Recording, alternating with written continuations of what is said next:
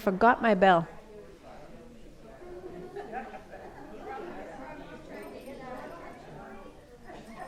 Come on in.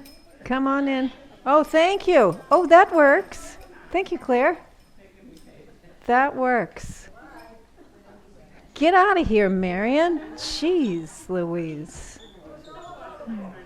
All right. So we're all here, yeah? Good.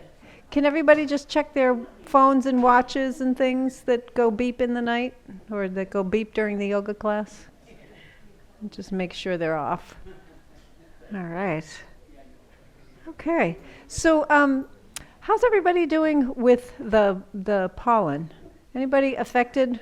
Allergies? Yeah, right? So, it's particularly tough right now because it just looks so gorgeous, but it's also like, oh, really hard to breathe. So you might think about using the neti pot a couple times a day instead of just once a day.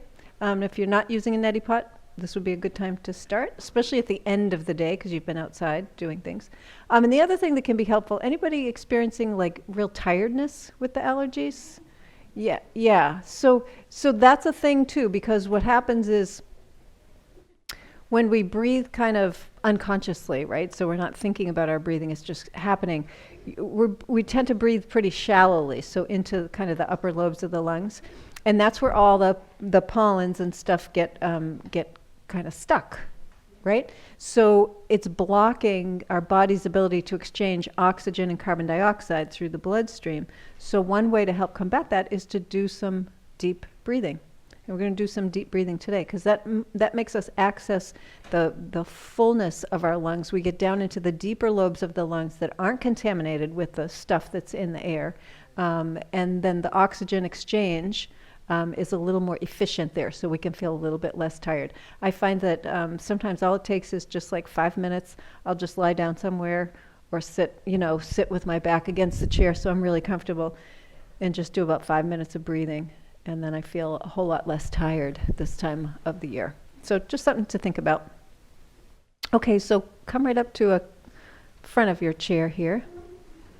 And we're going to be focusing a little bit on how the ribs expand and contract during our breath. So I'm going to have you just take one hand, doesn't matter which, and go to the opposite side of your body and just place it on like your lower ribs.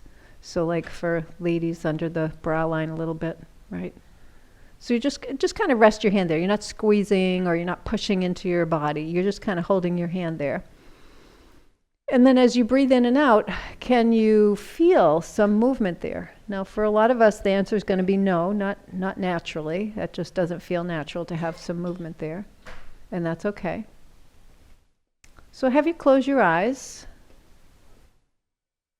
and begin to deepen your breath so that you can start to feel some movement there in the side of the rib cage.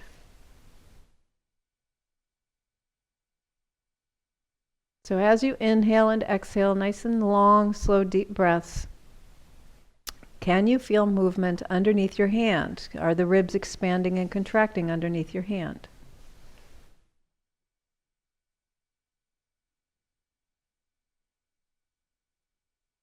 And this can take a little bit of practice.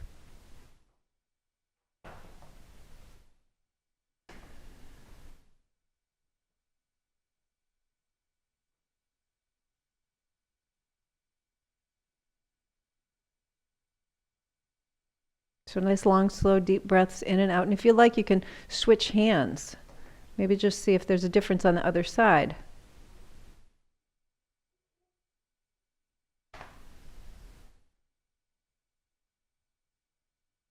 And just kind of a point of interest on your right side, your right lung has 3 lobes. So it's like three little balloons make up the right lung.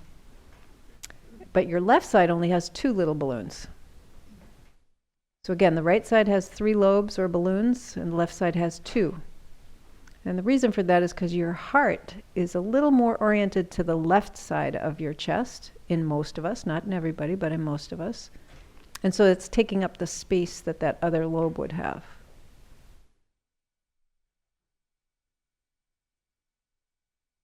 So let's switch hands again, just to kind of feel right side, left side. And you might notice that one side you can feel it better than the other side.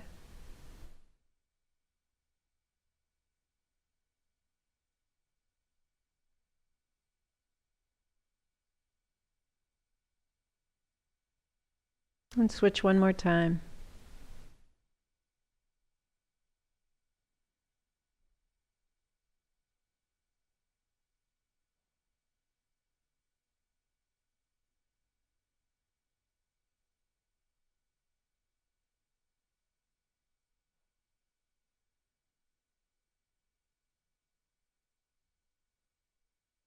And then bring your hands to your lap, and again with your eyes closed, you're just going to keep breathing in and out nice and slow and deep. And you're going to tuck your chin slightly down and press the back of your head toward the wall behind you a little bit. So we're lengthening the back of the neck. And breathe deeply in and out with your head in this position. Again, the chin is just slightly tilted down, and you're pressing back with the back of your head, like you're kind of pressing up against the wall behind you. And as you take these nice, long, slow, deep breaths in and out, can you feel your shoulders rising and falling?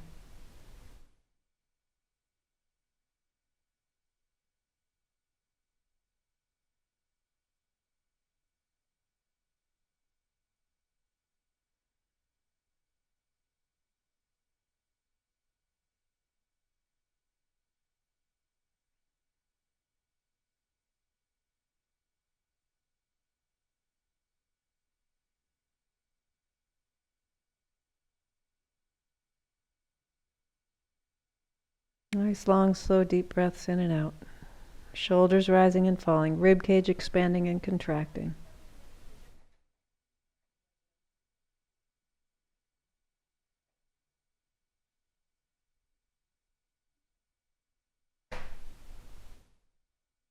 And take in a nice, full, deep breath and hold your breath in.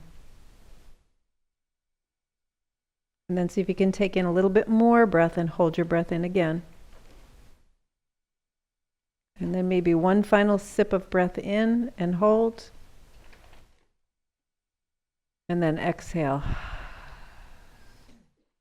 And let your eyes gently open.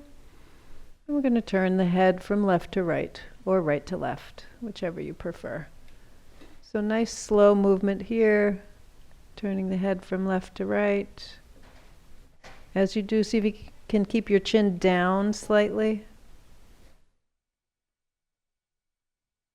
And when you get to one side, just kind of pause just ever so briefly. Go as far as you can. Maybe pause a little bit and go a little bit farther. So it's like you're giving it one last little clink over to the side. Oh.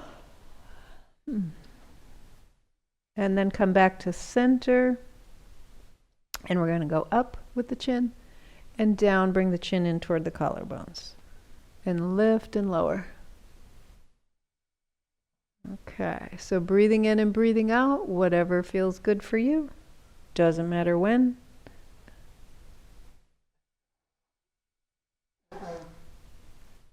Good. And then coming back to that center position, we're just going to take the right ear to the right shoulder. And then come back to center. Take the left ear to the left shoulder. That's a little harder. Come back to center. Take the right ear to the right shoulder. I'm going to hold here. And as you hold here, keeping the ear on the shoulder, you're going to bring your chin down toward your collarbones and then lift it away from your collarbones. So the chin comes down toward the collarbones and away. And your ear stays on the shoulder now. So keep your ear, your right ear, very close to your right shoulder, as close as you can get it. And you're just bringing your chin toward your collarbones and away from your collarbones.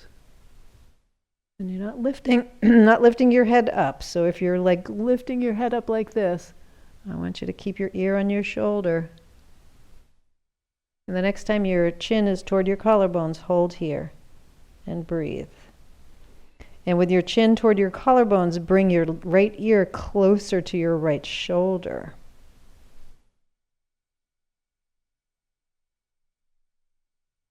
Keep breathing.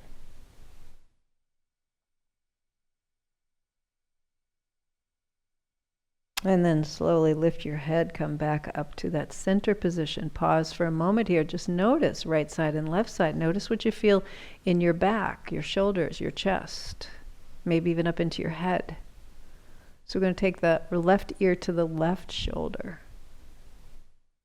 Now with the left ear on the left shoulder, keeping it in this position, we're going to bring the chin toward the collarbones and then away from the collarbones. And toward the collarbones and away. And the away part is not a big movement, by the way. Keep that ear close to the shoulder as you're doing this. And the next time you have your chin toward your collarbones, hold it here.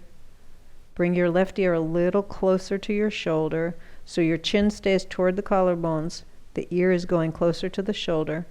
You're breathing in, breathing out.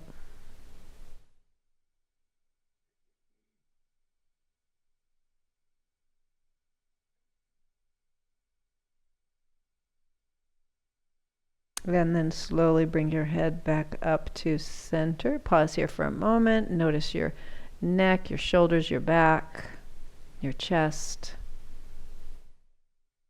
And then let's take the shoulders now and roll the shoulders. So rolling the shoulders up and around. Doesn't matter if you go forward or backward because we're going to do both. And breathe. Good, and then reverse the direction.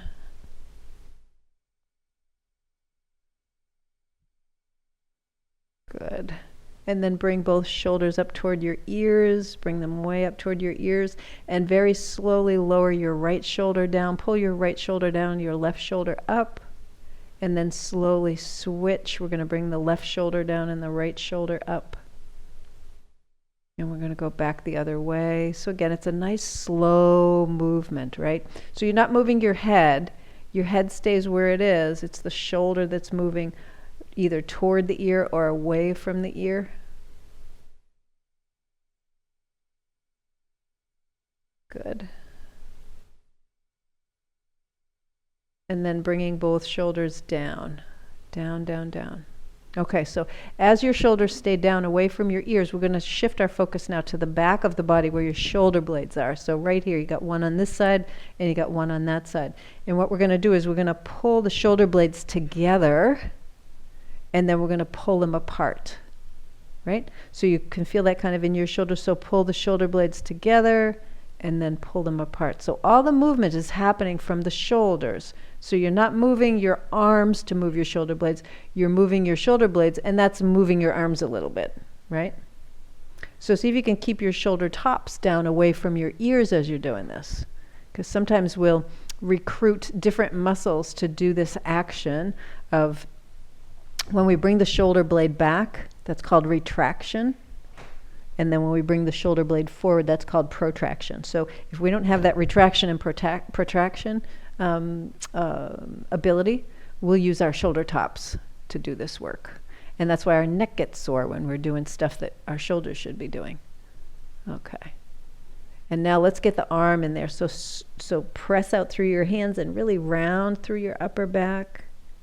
And then pull back, and you can bring your arms back behind you a little bit here.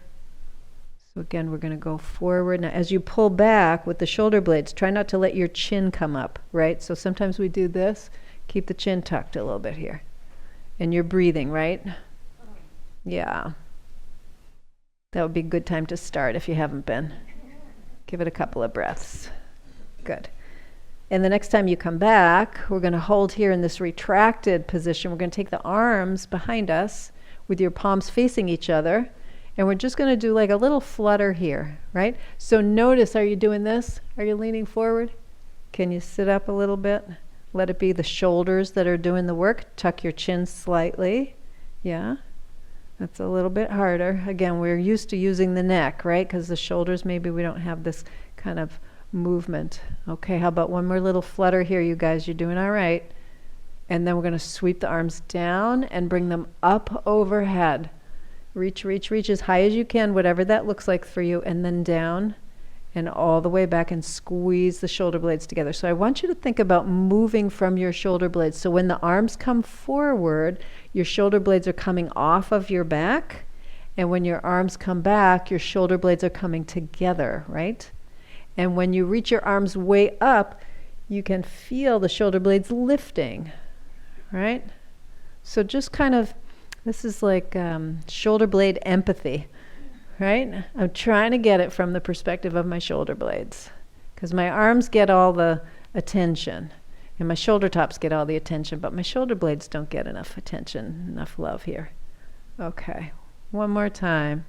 All the way up and all the way back. Good. Excellent. Okay, let's take the arms. We're going to cross the right on top of the left. And we're going to bring the hands back and see if you can grab your shoulder blades back there. Right? So you're giving yourself a hug and you're trying to grab onto the shoulder blades back there. Now with your hands back here, kind of giving yourself this little hug, you're just going to drop your chin and then lift your chin. And drop your chin and lift your chin. Just a couple more times, dropping the chin and lifting the chin. Looks good, everybody. Great. Coming back to a neutral position. Let go of that hug. Let's hug the other way. So left on top of right.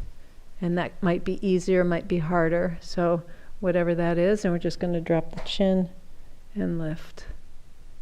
And breathe.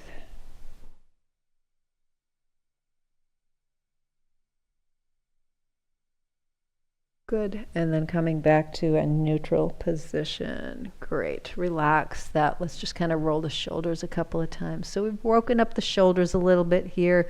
The shoulder is partly the shoulder blade in the back, or the scapula. It's partly the clavicle in the front and the arm on the side. So you got all that stuff coming together. So we're going to shift into our elbows now. So elbows, we're just going to do a little hinge kind of movement, right? So just bending and extending. And when you come down, really extend the arms, right? So a lot of us have some limitation on how much we can extend our elbows. So I'm going to ask you to really extend the elbows here. And breathe in, breathe out. Nice and easy. And then we're going to do a little rotational movement here at the elbow. Start the rotational movement. So the next time your fingers come up to your shoulders, pause here.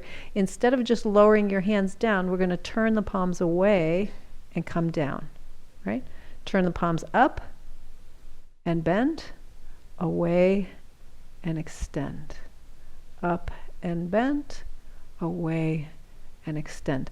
So as you're doing this, I just want you to picture, if you can, so you've got one bone in your upper arm, you've got two bones in your lower arm, and when we rotate, we're actually rotating those two lower arm bones, and that's creating a little bit of rotation at the elbow joint, right?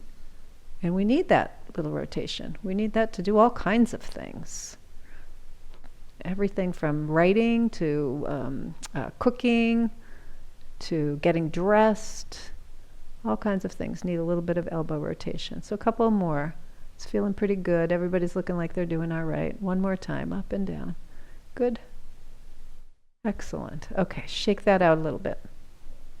So let's do a little bit of rotation at the wrists. So we're just circling around at the wrists. And we'll circle the other way. Good.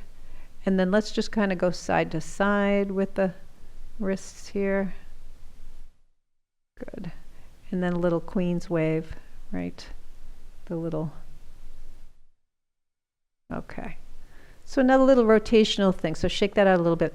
If you've got some issues in your hands or your wrists, you've got some issue in your elbow, if you've got like a little, what feels like a little tendonitis in the elbow, a little tenderness here, when you're opening a jar, when you're turning something, it kind of hurts. This can be kind of helpful. So let's start. We're going to start on the right side with the arm extended and the palm facing down. Right? So you can have like a loose fist, or actually let's try it with the palm open but relaxed, right? So your hand is just kind of relaxed here. Drop your shoulders down. I see a lot of people holding their arm up like this. Just drop the shoulder down. So what we're going to do is we're going to bend the elbow, bring the hand in, sweep under your chin like you're sweeping your beard out of the way. And then you're going to turn your palm up and come forward, right? We'll do it a few times. Don't worry. I see everybody like, what was that? Turn your palm down. So part of this is a brain connection, right? We love doing these brain connections, but part of this is that we don't do this kind of rotational movement very often. So you're bending the elbow. You're going to sweep your beard out of the way. Out and forward. Palm down. Breathe in and breathe out. Let your palm come up and forward. Palm down. Yeah, I see people rushing through this. They're like, let me just keep circling. They'll get it, right? So see if you can focus on what's happening at your elbow when you're doing this, right? Can you feel that movement at your elbow? Especially if you're reaching, really reaching out, you can feel that movement at your elbow. How about we do this as the last one? Circling in. That's about 15 or 20 of these I think we did. And then relax that. Whew. Okay. Let's try the other side. So left side. Maybe it's easier here. So drop that shoulder down. Remember, the shoulder top isn't doing the work. It's the arm. So same thing with a nice soft hand. We're just going to come in, sweep the beard out of the way. Turn the palm up. Come forward. Turn the palm down. Bend. Sweep the beard.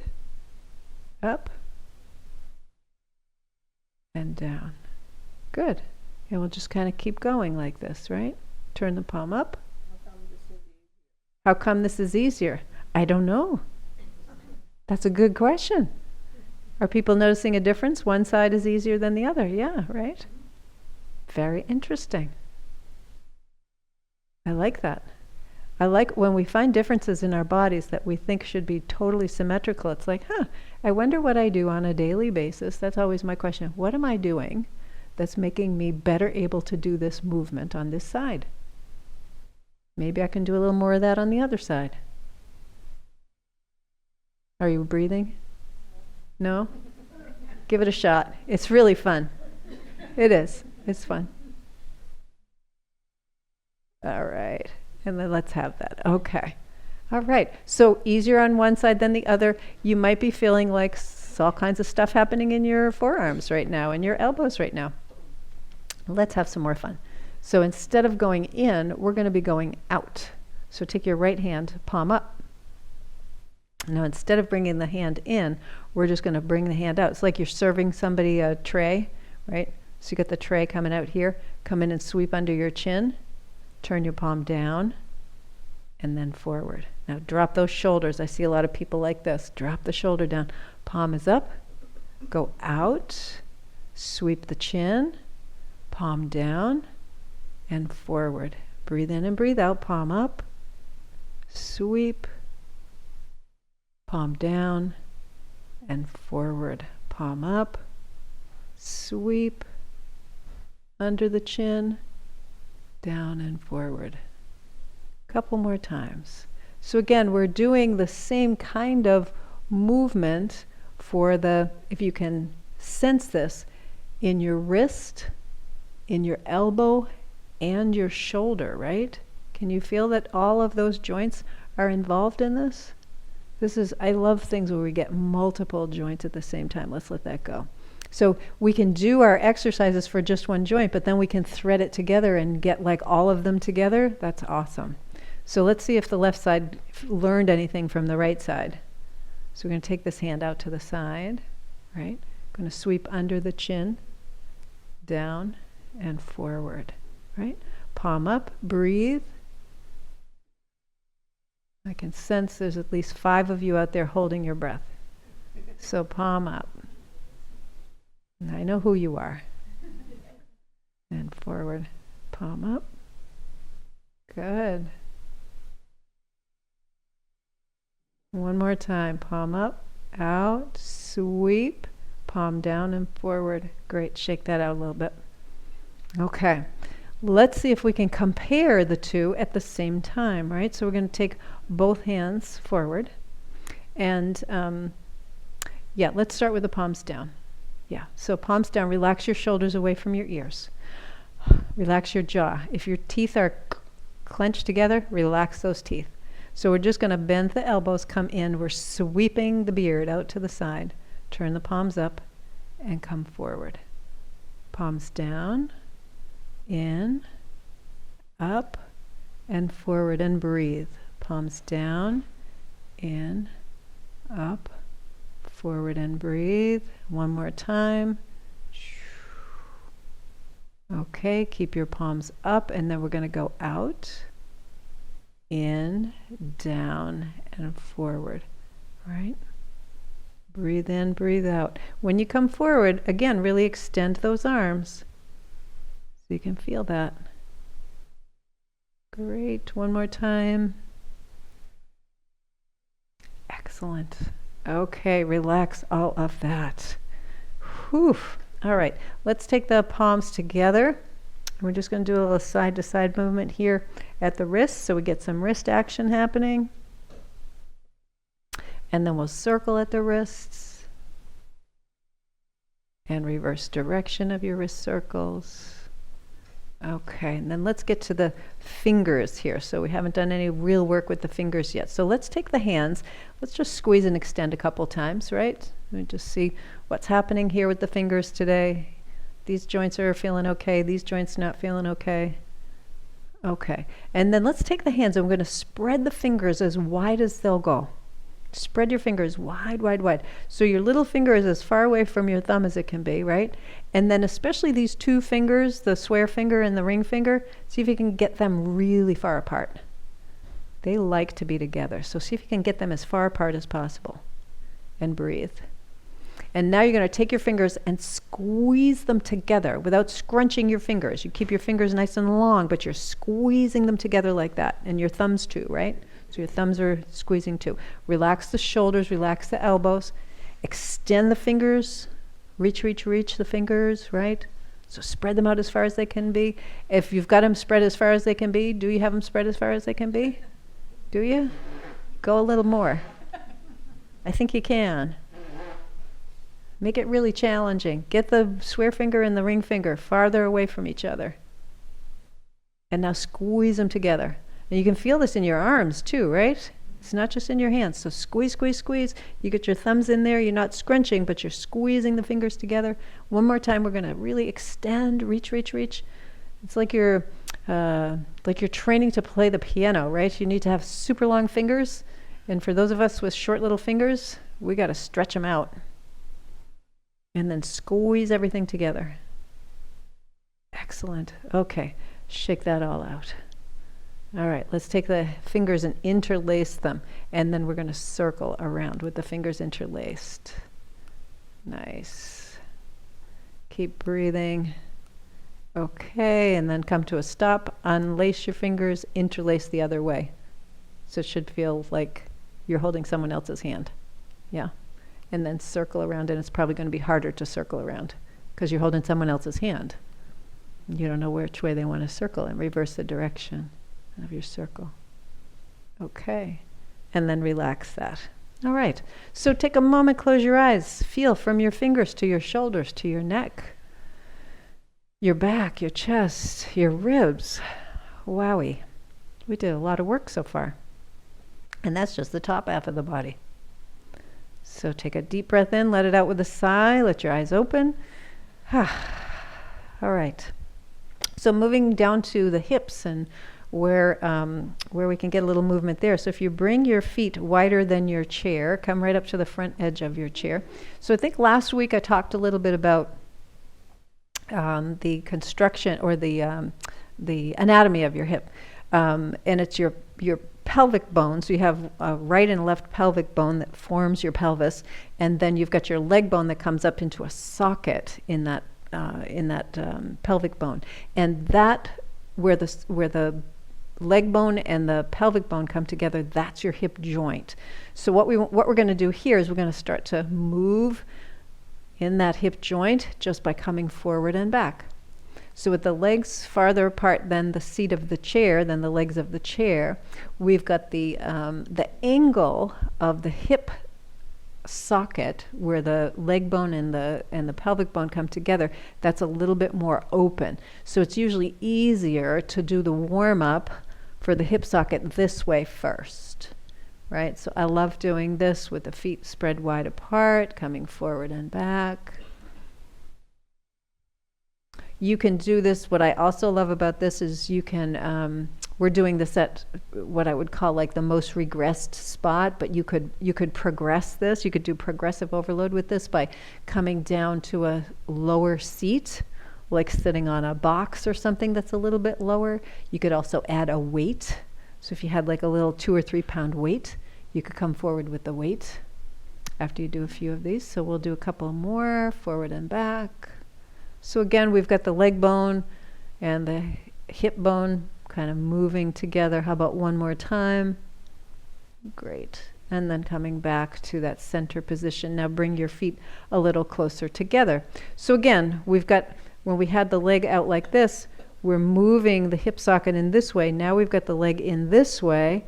We're going to be moving that hip socket a different way. But instead of bringing the chest to the thighs, we're going to bring the thighs to the chest, right? So it's the same movement. We're still closing that little, we're still making that hinge movement at the hip. We're just going to do it a little differently. So you can hold onto your chair if you want. And we're just going to bring one knee up. So you're bringing the leg closer to the chest and then down. And then we're going to bring the other one up and then down. So nice and slow. And try and keep your back straight. And you must breathe. So no holding your breath, right? That's what we tend to do when something is hard, like physically hard to do. We tend to hold our breath. So let's make this a nice, easy, flowing breath in and out. We're just kind of, this is like a very slow march, right? Very slow march. Up and back. Up and back. How about 2 more on each side? Can we do just 2 more on each side? And you might feel your belly working a little bit here. You can feel your thigh for sure. Last one. Great. Okay, so again, we had the legs out to the side and we were moving the leg and the chest closer together, and then we had the legs closer together, moving the chest and the leg closer together and farther apart. So scoot over to the right side of your chair a little bit, so that your side of your leg, your bum is kind of right on the edge there. And then what we're going to do is going to take the right foot and bring it out 45 degrees. So if this is 90, right, I'm going to do half of that, roughly, right? So I'm kind of at 45-ish, right? I'm not going to use a protractor and check anybody on this. So what we're going to do is we're going to work on the rotation now. So we've got the hip bone on this side. And we've got the leg bone coming into it, and we did this forward and backward movement, right? And now we're going to do a little bit of rotational movement. We're going to be rotating the hip in and out. So you're going to lift your foot off the floor, and you're going to bring your knee out to the side and your foot in to the center. Back and down, right? So you're starting straight, lift, knee out, back, and down. That's it. That's the whole movement, you guys, right?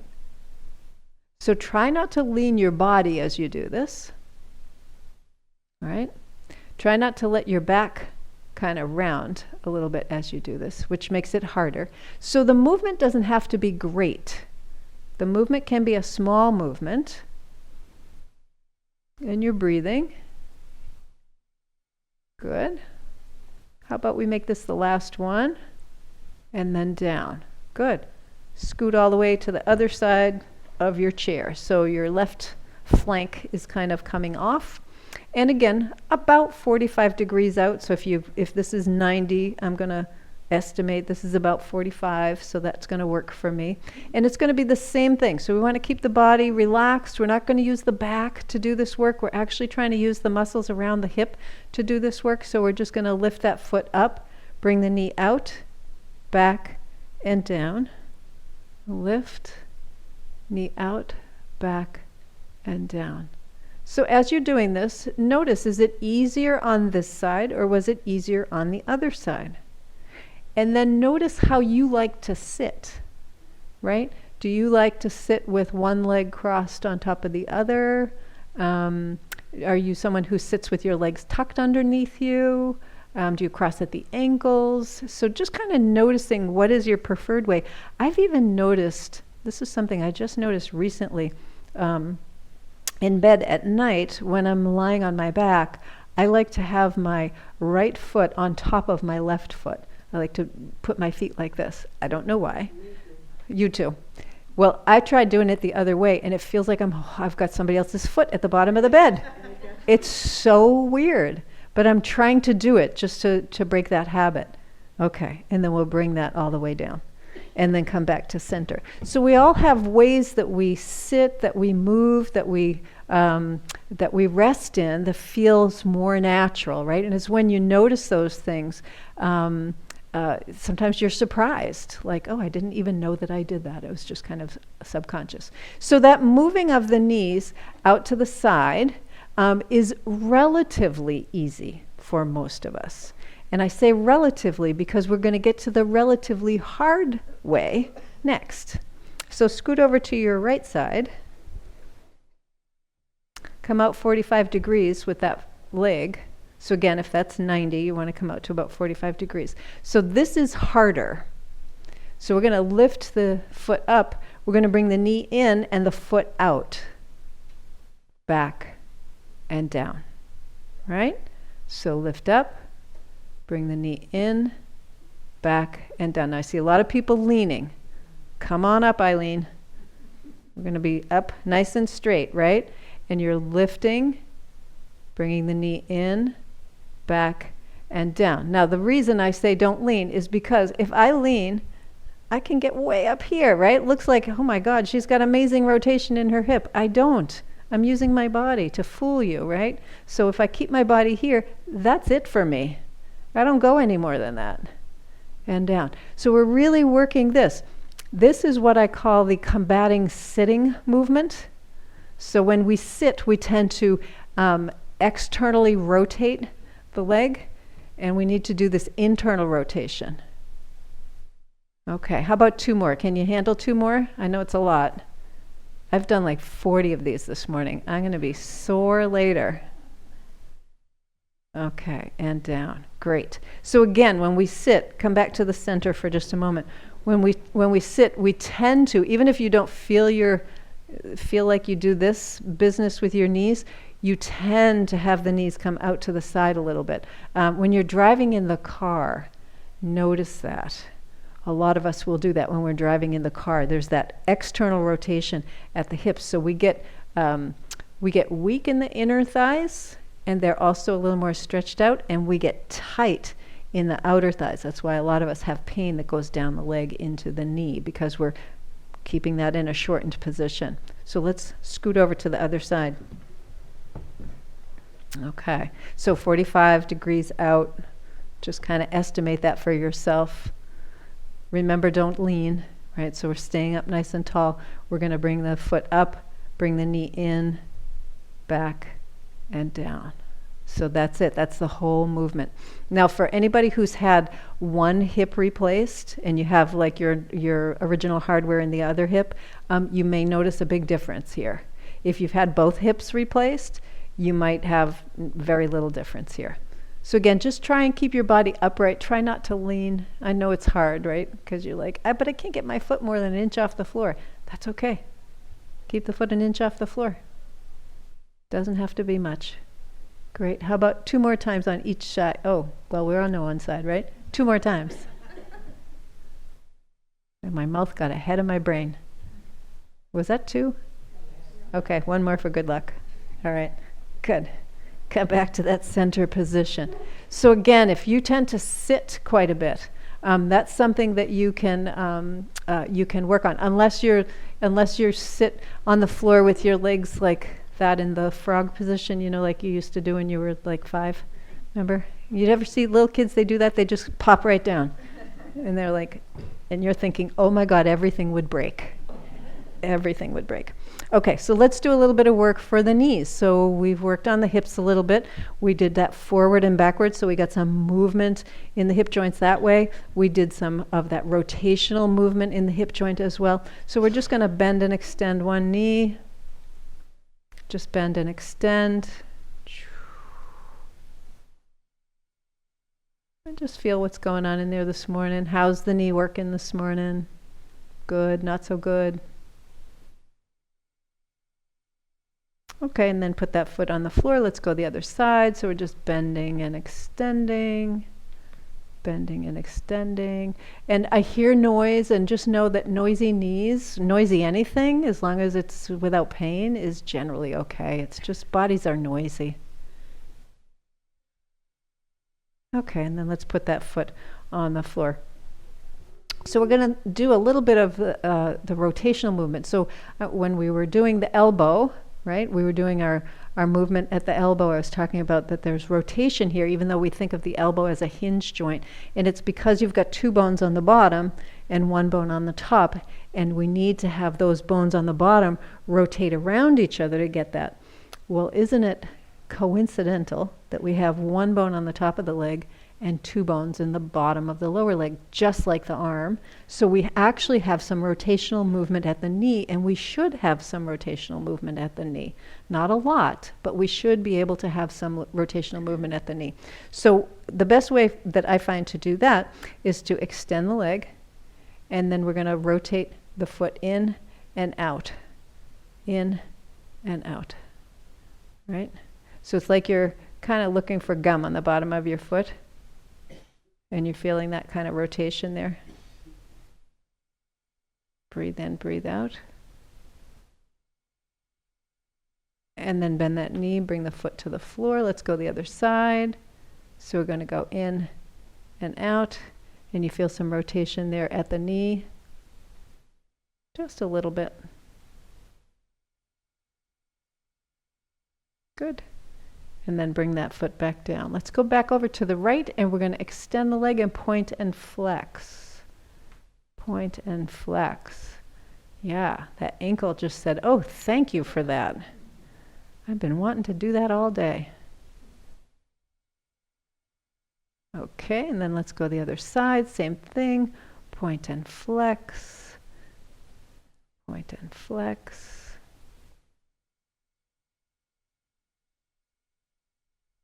Excellent. Let's bring that foot back down to the floor, and we're going to do a little rotation. So if you extend your right, and we're going to rotate around the ankle. Rotate. And you can do this on the floor. You don't have to have your leg raised. Just see if you can get some rotation in that ankle. And reverse the rotation. Good. And then bring that foot to the floor. We'll go the other side. Some rotation. Nice, nice. And reverse.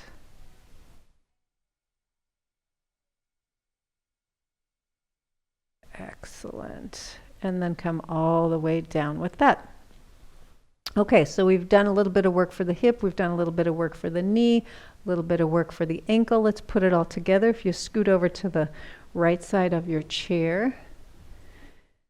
And we're going to take that right foot now, and using the heel and the toe, we're going to walk the foot all the way out and then all the way back. So that's the whole movement. And as you're doing this, what I want you to focus on is what's happening at your ankle. Can feel the rotation at your ankle? Can you feel your lower leg? There's sort of that rotation happening in your lower leg that's translating up into your knee. Can you feel that little rotation up into your knee? And your back, yes. And then you can feel it coming up into your hip and into your low back as you come out. So there's all kinds of places that this movement is affecting. What I love about this kind of movement now is we're taking all of the major joints of the lower limb and we're giving them all a workout at the same time. That's kind of nice. It's a 3-for-1. Who doesn't love that?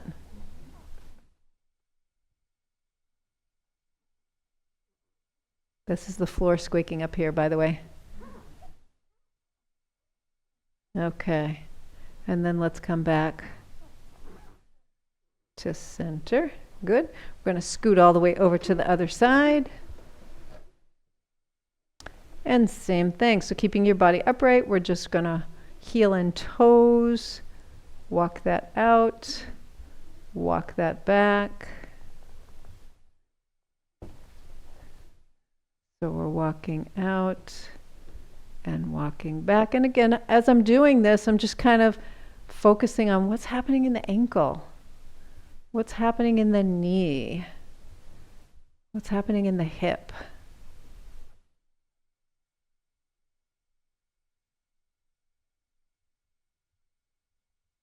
Couple more.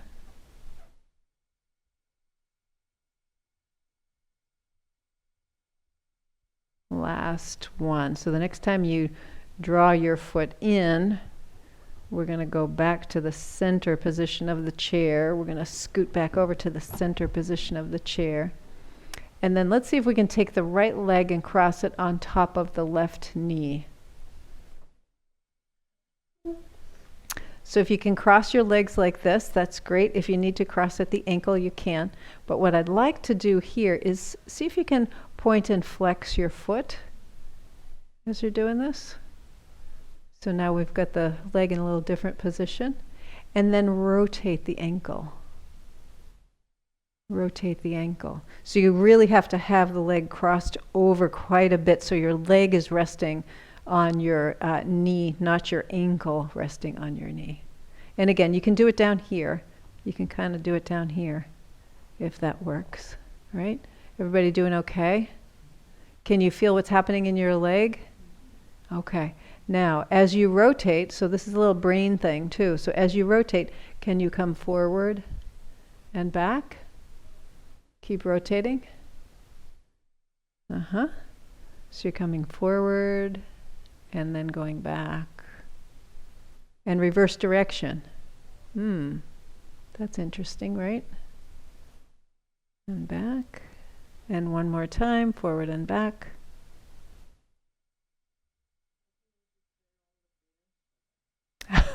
What's that? Because if parents would know these things are good, they would train their kids these things. Yes, yes, exactly. They don't know anything. Parents don't know anything. You're right. They don't know anything. So uncross that leg. I didn't know anything, these things till now. That- Actually, I didn't teach anything. There you go. There you go. So uncross, let's recross the other way. Yes. Okay, so start by pointing and flexing, pointing and flexing. I think the kids should teach the parents this, actually. We got to teach the kids in school or something. Good. And then circle, circle. Keep breathing. Or start if you've paused. If you hit pause on breath, this is a good time to unpause. And then come forward and back. All right, so forward and back, forward and back. Breathe in, breathe out. Excellent. So we're getting some movement here in the hip at the same time we're rotating at the ankle, and we've got the knee having a little bit of torque here, although the knee, what I love about this is the rotation at the ankle is setting up a little bit of movement at the bottom part of the knee, and as you come forward and back, you're also rotating the upper bone on the knee, and that's giving some more rotation. Reverse direction of your ankle circles. Good, good, good, good. Okay, and then come all the way up and uncross. Whew. Take a moment, maybe close your eyes and just notice from your hips all the way to your ankles. Lots of waking up of different tissues, your joints, your fascia, your muscles, your tendons. Everything in there is kind of more alive right now. Taking a breath, let it out with a sigh. Let your eyes open and then look down at your toes. Here we are. We're in the toe segment of our morning. So keeping your tripods on the floor, if you remember, your tripods are your heels, your big toe knuckles, and your little toe knuckles. We're just going to lift and lower the toes. Just lift and lower the toes. Without moving the knees in and out, without moving the legs in and out, it's just lifting and lowering the toes. And as you do, you might look down, or just if you can't look down, just kind of think about what's happening down there. Are all the toes lifting and lowering? And if they are, does it feel easy or natural, or does it feel really difficult and unnatural? Okay, and then bring your toes down to the floor. So we've got the whole foot on each side down on the floor. And we're just going to lift and lower the bigs. So just the big toes, not the littles. Now, if your littles are coming up and they need a little assist, you can just place your hand or your fingers on the little toes and just hold them down as you continue to lift and lower your bigs. All right? That second toe sometimes really wants to go with the big toe. That's the guy who, he's a little codependent on the big toe. Okay, and then relax all of that. We're going to keep the bigs on the floor. Take a breath, because I know some of you are holding your breath, so take a breath. We're going to keep the bigs on the floor, and we're going to lift and lower all the littles. So once again, if you've got some codependency going on with those toes, you can hold the bigs down as you lift and lower the littles. Keep breathing. You're doing just great. You keep going. Keep going. Practice, practice. Okay. And then relax that. Okay. So part of the reason why we need to do these exercises for the toes is because some of the muscles that control your toes have to keep your toes lifted when you're walking, right? So if I'm walking, I'm taking a step forward. If these muscles aren't conditioned, I'm going to drag the top of my foot, and that's going to be a fall or a trip at best, right? So we want to be able to lift those toes up. It's not just the muscles here in the foot, but it's also the muscles here in the front of the lower leg as well. That's why we do the pointing and flexing piece. Okay. So let's have the tripods down and lift all the toes up. And now we're just going to push down with just the big toes and lift. So we're pushing down with just the bigs and lifting. And all the littles are staying up. And if all the littles are not staying up, you can reach down there and hold the littles up. But you want to be doing the movement with the big. All right? We're pushing down, and you're pushing down. It's not just lowering, but I want you to push, like you're pushing a button down there. And this is strengthening the muscles in the bottoms of your feet, specifically your medial arch, which is this arch right here, right? I want that nice and strong. I don't want the shoe to do the work. I want my foot to do the work. And then we're going to lift everybody up. We're holding everybody up. We're going to keep the bigs lifted. And now push down with the littles. Again, like you're pushing a little button or a lever or something down there. You push, push, push, and then lift. And push, and lift. And breathe as you're doing this. If you need the assist on this side, you can hold the bigs up. Right? Because again, we're trying to work those muscles in the bottoms of the feet. Okay. And then relax all of that. Okay, so some people are going to find that lifting the toes up, the bigs and then the littles, that's more challenging. Other people are going to find that going from a lifted position down is more challenging. But both are necessary. So again, lifting from a down position strengthens the muscles on the top of the foot. And those muscles on the top of the foot are important for the leg that's swinging through, that you're keeping that foot lifted. The muscles on the bottom of the foot are important for when you're pushing off, right? So when I'm pushing off, I need to be able to push off from my toes. I need to be able to push off from the toes in order to come forward, right? So if I'm not able to access the muscles there to push off, that's going to make my gait a little unstable. And toe strength in and of itself is a very big predictor of falls in people over 60. So if we don't have good toe strength, that's a real good indicator that we might have a fall in our future. So I really encourage you to work on that, to get that kind of working for yourself. Okay, so one more movement we're going to do with the toes this morning. You all remember what we did with the hands, right? We spread the fingers really, really wide, and then we squeeze the fingers together. We're going to do the same thing with the toes, she said. Okay, so let's see if we can do that. Maybe you can have your hands instruct your toes a little bit. So show your toes your hands, right? See, this is what we're doing. This is what we're doing.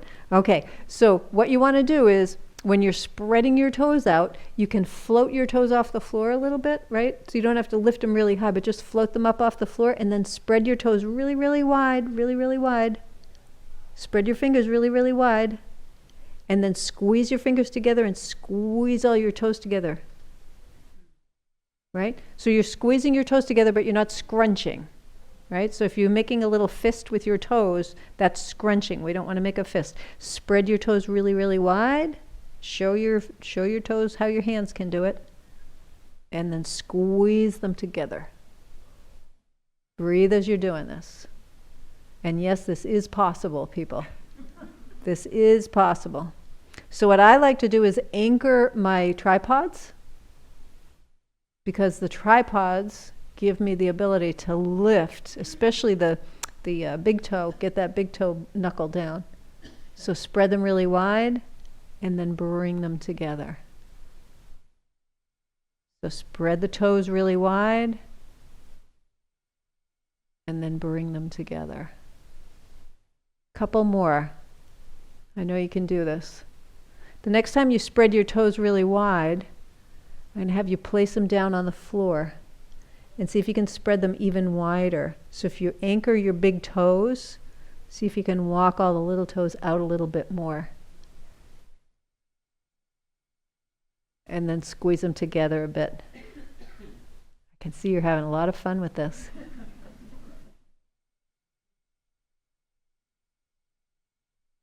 And back. Couple more.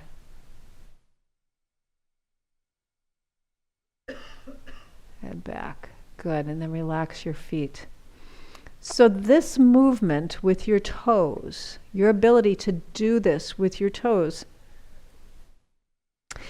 if you have trouble lifting and lowering your toes individually, you know how we have the toes down and then we lift the bigs and then we lift the littles and then we press the littles down and we press the bigs down. If you're having trouble doing that, this is the exercise to do to start to gain that mobility.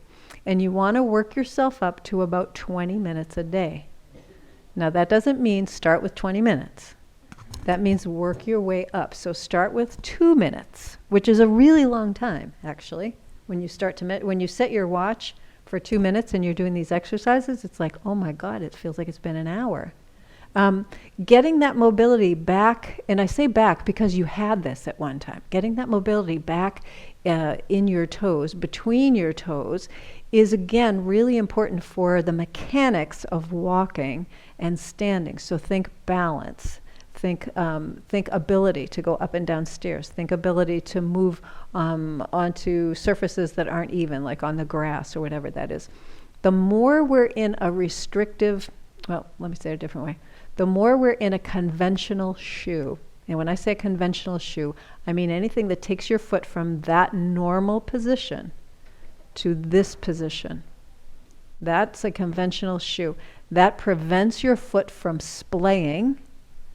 That's going to affect your balance. It's going to affect the musculature in the bottom of your foot. Having your foot in a shoe that does this restricts the muscles in your feet. In order for your feet to become stronger, they need to splay. So this is like the biggest, if there's just one takeaway to do, it's this spreading out and coming back together, working your way up to, like I say, to about 20 minutes a day if you can with this. Okay, take a breath. Make yourselves comfortable for a moment. We're just going to kind of pull everything together here. So just starting with your fingers all the way to your shoulders. We work the wrists, the hands, the elbows, the lower arms, or the forearms rather, the upper arms. You feel it in your shoulder blades, the tops of your shoulders. We work the rib cage. We're breathing in and breathing out. If you wanted to bring your hand to your rib cage again and just kind of feel your rib cage as you inhale and exhale, you can. And then from your toes all the way to your hips, we worked all the little joints, the 33 joints in each foot, the joints of the ankle, the knees, the hips, all the muscles, the fascia, the tendons, the ligaments, all the tissue. We've got a sense of how the bones in the lower leg and the bones in the forearm move around each other in a rotational way that affects the elbows and affects the knees. And we can feel the breath as it expands into the rib cage. And again, these are joints. We don't often think about the ribs as having joints, but your ribs connect to your spine, and where they connect to your spine, those are joints. In the front of your chest, where your breastbone is, your ribs are connecting to your breastbone. Those are joints.